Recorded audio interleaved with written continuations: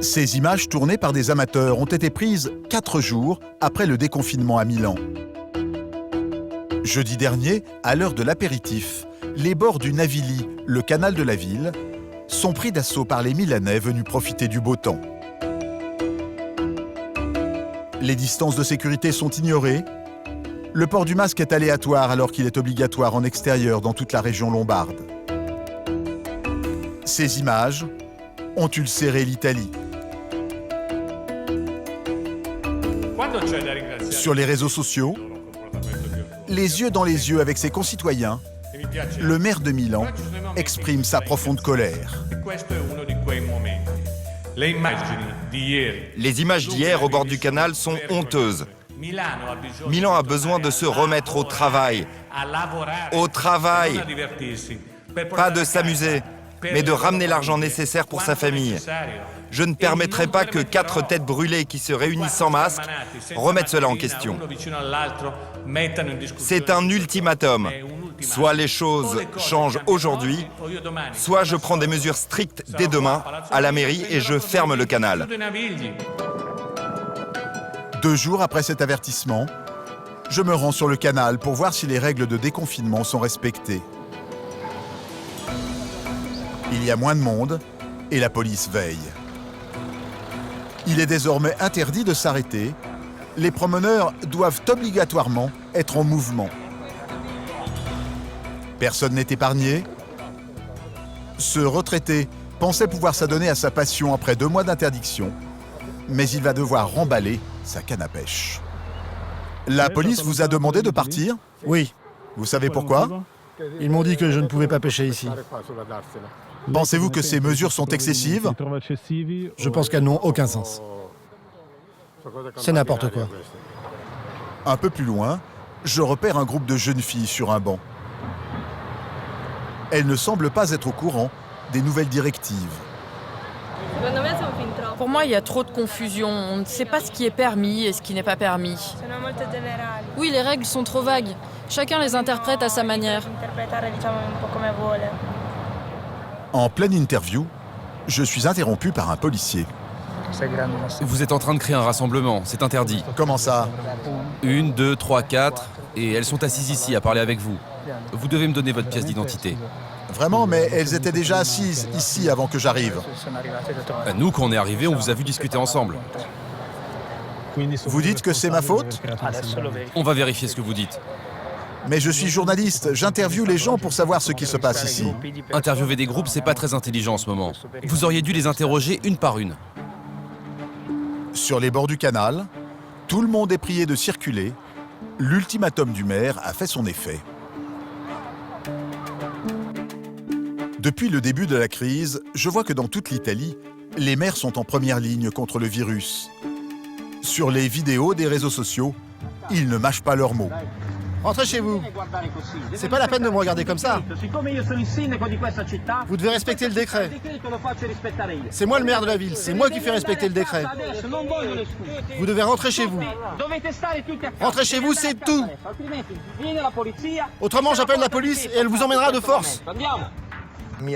On me dit que certains envisageaient de se réunir pour fêter leur diplôme. Qu'ils essayent. Je vais leur envoyer les gendarmes avec un lance-flamme. Mais ces enfoirés de coiffeurs qui vont coiffer les femmes à domicile, ils servent à quoi? Mais vous allez où avec vos chiens qui ont la prostate enflammée? Vous devez rester chez vous. Des discours musclés et des appels à la dénonciation. Comme à Rome, où il est possible de signaler les mauvais comportements sur le site internet de la commune. Près de Naples, un maire en appelle à la délation. En Toscane, placardée sur les murs, une affiche d'anonyme interpelle les passants. Ton voisin est peut-être positif. Surveille-le et si besoin, dénonce-le. Encouragé par les autorités, approuvé par 72% de la population selon un sondage, la dénonciation entre voisins est vécue comme une preuve de patriotisme en ces temps de lutte contre le virus. La police des balcons, comme la surnomment les Italiens, est partout dans le pays.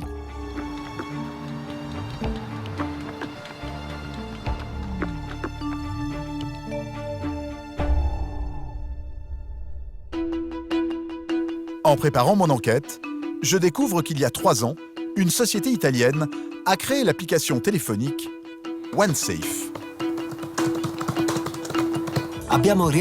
Nous avons créé OneSafe, l'application de la sécurité participative.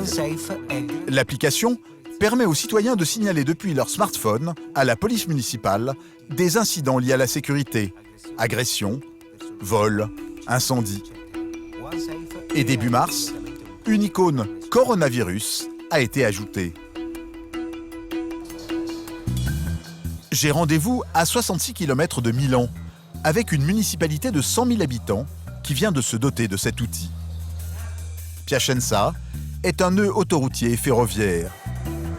Ce carrefour commercial de la région a été frappé de plein fouet par la maladie. Avec son masque aux couleurs de la ville, Luca Zandonella est adjoint à la sécurité de la mairie. Bonjour. Bonjour, vous allez bien? Oui, Merci, bon travail. merci. Ici, on a laissé une rose sur le pupitre de l'un de nos conseillers qui est malheureusement décédé à cause du virus. C'était quelqu'un qui aimait beaucoup sa ville, qui était très impliqué dans son travail de conseiller municipal. Pour lutter contre le virus, l'adjoint, membre du parti d'extrême droite Ligue du Nord, est à l'initiative de la mise en place de cet outil de dénonciation. Comme 700 citoyens de sa ville, Luca Zandonella a téléchargé cette application gratuite. L'application marche comme ça. Ici, on voit la carte de la ville. On clique sur l'icône Covid-19 et on peut décider quel type d'infraction signaler. Rassemblement, établissement ouvert et non-respect du confinement. On peut décrire ici ce qu'on a vu et on peut encore prendre une photo de la situation qu'on dénonce.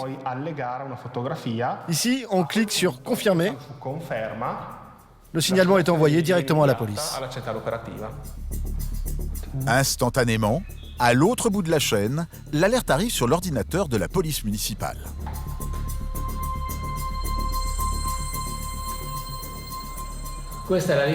Ça, c'est la liste des signalements qu'on reçoit chaque jour. Si on regarde dans le détail, on a directement accès à la localisation. Ça nous aide énormément. Ça nous permet d'envoyer la patrouille la plus proche et le plus vite possible.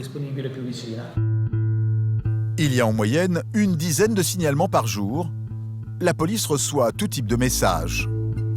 Toujours le même imbécile qui se balade avec son air bené. Personne hors de son domicile sans aucune raison apparente. Ils sont analysés pour déterminer s'ils nécessitent une intervention policière. La présence de photos peut être déterminante. Ici, on voit 3 personnes, dont 2 assises qui discutent tranquillement. Là, 4 jeunes jouent au ballon dans la rue.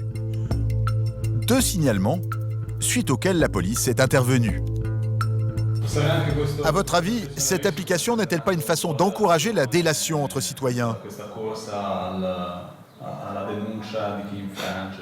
Oui, enfin, plutôt que délation, je préfère le mot dénonciation. On ne plaisante pas avec le virus. Et celui qui commet une erreur s'expose à de lourdes conséquences. Et il expose aussi les autres. Il faut vraiment que ce soit clair pour tout le monde. Sur le terrain, les policiers municipaux patrouillent dans la ville. Les 30 agents de la Polizia locale sont alertés en temps réel.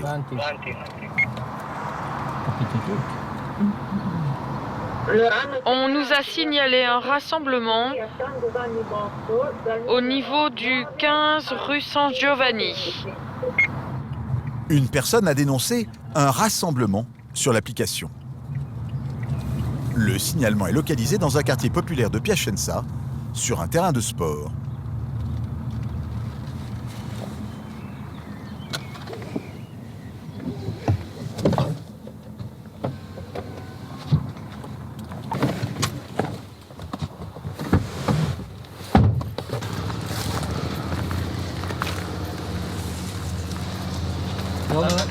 Bonjour. Vous ne pouvez pas jouer au foot. Ah, d'accord. L'activité sportive est autorisée, mais individuellement, donc les parties de foot, c'est pas possible. Ok. Bien qu'ils portent des masques et respectent les distances de sécurité, les jeunes ne sont pas autorisés à jouer au football. Ils acceptent de partir sans broncher. Dans ces cas-là, vous ne mettez pas d'amende? Dans ce cas, non. Ça dépend de la gravité de la situation?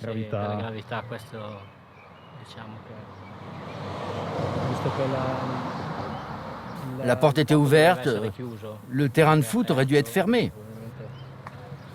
Les jeunes risquaient une amende de 400 €, mais le policier a jugé que la situation ne le méritait pas.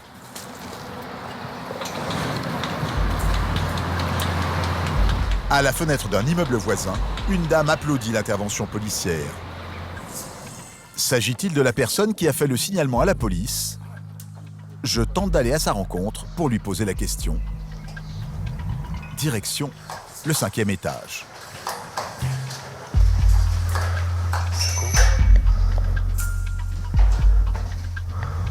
La porte restera close. Je ne saurais pas si c'est elle qui a utilisé l'application OneSafe. Les policiers, eux, sont convaincus de son bien fondé. Est-ce que cette application vous aide? Oui, c'est très utile. Surtout parce que les signalements sont immédiats. Ça nous permet de vérifier plus rapidement que lorsque quelqu'un nous appelle. Les 120 signalements recueillis en avril ont permis, selon les agents, de mieux lutter contre la propagation du virus. L'application était offerte par le développeur pendant 1 mois. Si la municipalité souhaite l'adopter par la suite, elle devra payer un abonnement mensuel de 600 €.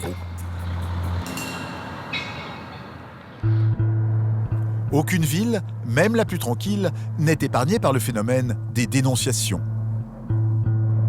Je me rends à 1 heure de Milan, sur les rives du lac Majeur, à Stresa, le Saint-Tropez de la région. Ici, les riches Milanais possèdent des résidences secondaires où ils viennent passer le week-end ou les vacances.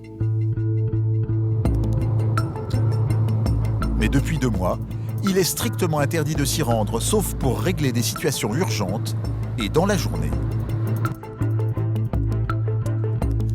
J'accompagne un équipage de la police municipale. Depuis le début de la crise sanitaire, ils font la chasse aux citadins qui tenteraient de passer quelques jours dans leur maison de campagne.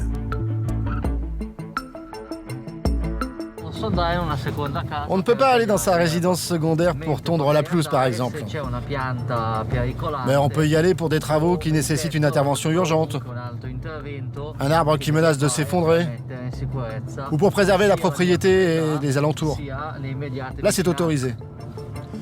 Depuis le début du confinement, la police reçoit régulièrement des appels anonymes pour dénoncer les contrevenants. Ce matin, on leur a signalé des volets ouverts dans une résidence. Ça y est, on arrive sur la zone du signalement, mais la personne qui nous a donné l'alerte ne nous a pas donné d'adresse précise. Oui, sans doute par crainte d'être démasqué.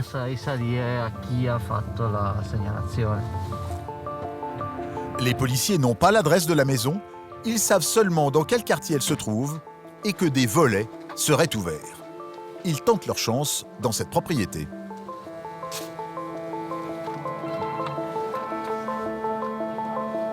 Bonjour, c'est la police municipale de Stresa.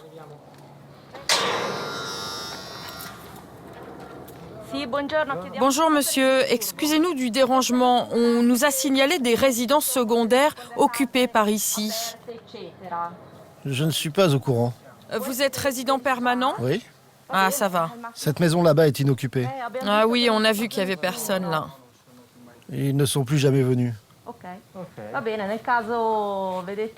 D'accord. Bon, si jamais vous voyez des personnes rejoindre leur maison et y rester plusieurs jours, surtout n'hésitez pas à nous appeler. Hein. D'accord. L'occupant de la maison est un résident permanent et il n'a pas eu connaissance de personne qui aurait bravé l'interdiction. Les policiers poursuivent leurs recherches. Bonjour, vous habitez ici? Non, je suis le jardinier. Ah, ok. Travaillez bien.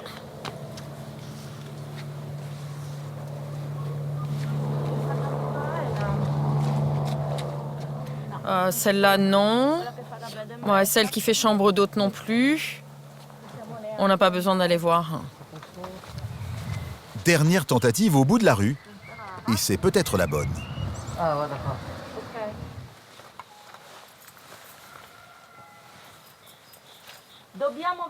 On doit vérifier, on nous a dit que la maison était ouverte, enfin que les volets étaient ouverts. Vous êtes résidente permanente? Non, je suis résidente à Milan et je suis venue pour la journée. D'accord. Vous pouvez me donner vos papiers, s'il vous plaît, pour que je vous identifie? Carte d'identité, passeport, permis, ce que vous voulez. Les policiers vont soumettre la propriétaire à un interrogatoire assez poussé. Les voisins m'ont prévenu qu'il y a un problème dans la maison, alors je suis venue. J'ai compris. On va prendre vos informations, puis on va procéder aux vérifications. Vous savez que vous devez rentrer dès aujourd'hui? Oui, je sais que je dois rentrer. Là, vous êtes venu en voiture, en train? Je suis venue en voiture. Vous pouvez me donner votre plaque d'immatriculation? Oui. Parfait. Parce qu'on a un système de surveillance par caméra dans lequel on rentre votre plaque d'immatriculation. Ça nous permet de voir si vous êtes bien arrivé ici ce matin et si vous repartirez dès ce soir. La propriétaire milanaise doit faire l'aller-retour dans la journée, c'est la règle. Si elle ne rentre pas ce soir, elle risque entre 400 et 3 000 € d'amende. Qu'est-ce que vous pensez des restrictions liées aux résidences secondaires? C'est comme le fait de ne pas pouvoir se déplacer d'une région à l'autre. Je pense que c'est injuste de ne pas pouvoir aller dans sa propre maison et de ne pas pouvoir rejoindre librement sa résidence secondaire. Vous pouvez signer ici? Si la dame critique l'interdiction gouvernementale d'utiliser les résidences secondaires, concernant les dénonciations des habitants auprès des autorités, elle ne voit rien à redire. Non, au contraire. Je pense que la région et le gouvernement devraient même prendre des mesures encore plus incitatives. Les policiers n'ont pas eu à verbaliser l'occupante. Elle a bien repris le chemin de Milan dans la soirée. Malgré l'assouplissement progressif des restrictions en Italie, la liberté de mouvement reste très limitée. Au commissariat central de Milan, les policiers maintiennent la ville sous haute surveillance. Depuis le 4 mai, des milliers d'Italiens ont repris le chemin du travail, mais ils doivent toujours justifier leur déplacement. Alors comme tous les jours depuis 2 mois, la police organise des barrages dans toute la ville.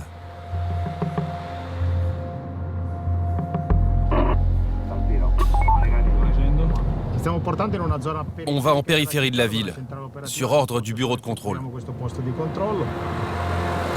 Les forces de police milanaises réalisent en moyenne 500 contrôles par jour. Les hommes sont armés, car il arrive qu'il y ait des incidents, même si la plupart des vérifications se déroulent dans le calme. Cet automobiliste déclare se rendre sur son lieu de travail. Vous avez une attestation? Un certificat de votre entreprise? Un document écrit? Le conducteur n'a pas pu imprimer son attestation de déplacement. C'est toléré. Les policiers vont la remplir pour lui. Il m'a donné l'adresse de son dernier déplacement. Il est auto-entrepreneur. Voici ses papiers. Que pensez-vous de ces contrôles, comme ça, sur la route? C'est lourd, c'est lourd. Ça nuit vraiment à notre travail, à notre activité professionnelle.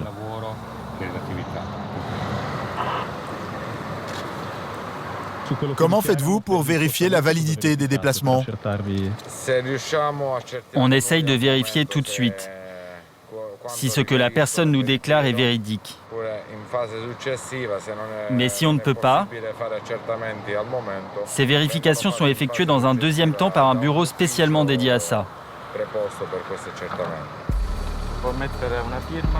Une signature, s'il vous plaît. Comme en France, à cette étape du contrôle, les policiers se contentent d'une déclaration sur l'honneur. Merci, au revoir. Mais à la différence de la France, ils ne vont pas en rester là. Une fois rentrés au bureau, les équipes de terrain passent le relais à des policiers chargés de vérifier toutes les déclarations. Voici les attestations de ce matin. Merci. On s'en occupe.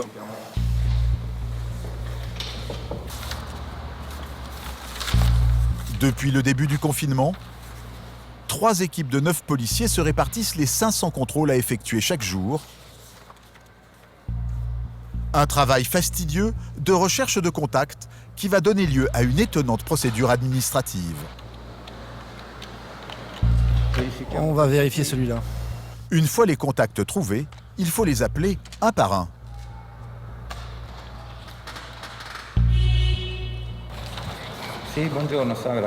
Bonjour, c'est le commissariat de Milan. Je suis bien à la société génovaise. Ok, nous avons contrôlé une personne qui a déclaré qu'elle travaillait pour vous. Giorgio Monzato. Il a été arrêté sur la route ce matin vers 10h. Il devait travailler aujourd'hui, c'est ça? D'accord. Donc il travaille bien pour vous? Ok, parfait. Vous pouvez me donner votre mail? Comme ça, je vous envoie une demande formelle et vous m'indiquerez par écrit tout ce que vous m'avez déclaré au téléphone. Merci, c'est gentil. Bonne journée. L'auto-entrepreneur contrôlé ce matin était bien attendu par cette entreprise. Il ne sera pas verbalisé. Est-ce qu'il y a beaucoup de fausses déclarations? Très peu. Les gens savent ce qu'ils risquent s'ils montent, donc ils évitent. Le nombre de fausses déclarations est très faible. Quand les gens font de fausses déclarations, on les sanctionne et ils savent que ça peut leur coûter très cher. Et quel est le montant de l'amende? 533 €. Pour les agents, le faible taux de fausses déclarations s'expliquerait par le fait que les informations sont vérifiées. Même les attestations de rendez-vous médicaux sont contrôlées. Je suis bien au centre hospitalier? Bonjour, écoutez, on doit vérifier si une personne est venue chez vous consulter un spécialiste. Oui, Sistorio Moro. Donc la consultation a bien eu lieu? Vous me le confirmez? Merci. Elle est bienvenue, donc c'est confirmé. Une entreprise et un hôpital qui renseignent la police sur ses employés ou ses patients, cela semble impensable en France. En Italie aujourd'hui, c'est monnaie courante. À Rome, un homme s'inquiète de ce climat qu'il estime sécuritaire. Vittorio Sgarbi est une personnalité très populaire en Italie. Critique d'art, député et ancien proche de Silvio Berlusconi, il est connu pour ses frasques médiatiques et politiques. Arrêtez de mentir! Dites-nous la vérité! Tous les jours, l'homme politique défend ses positions dans les médias nationaux. J'ai voulu mettre le président devant des faits objectifs. Il est le garant de la Constitution et elle a été bafouée. Non par nécessité, ni à cause d'une guerre ou d'une urgence, mais d'une manière capricieuse et ridicule. Ridicule! Mettre une amende à quelqu'un qui achète 3 bouteilles de vin, c'est anticonstitutionnel. Début mai, Vittorio Sgarbi a écrit une lettre au président de la République. Une pétition qui a même recueilli des signatures loin de l'Italie, de Bernard-Henri Lévy, Michel Houellebecq et même Clint Eastwood. Il y dénonce un climat de surveillance inquiétant. Le gouvernement met en place des mesures absurdes, auxquelles les gens adhèrent par peur. Ce n'est pas lié à la raison ni à la logique. Ils utilisent 2 peurs. Celle de la maladie, vue comme mortelle, et celle de perdre l'adhésion de la population en prenant des mesures pas assez strictes. Surtout au vu de tous les morts et des cercueils. Naturellement, on a fait des mauvais choix que tout le monde approuve. Le porte-parole des Italiens qui s'insurgent sera-t-il entendu? Aujourd'hui, Les contaminations sont reparties à la hausse en Lombardie. L'Italie est envahie par la crainte d'un nouveau confinement et d'un renforcement des contraintes qu'il entraînerait.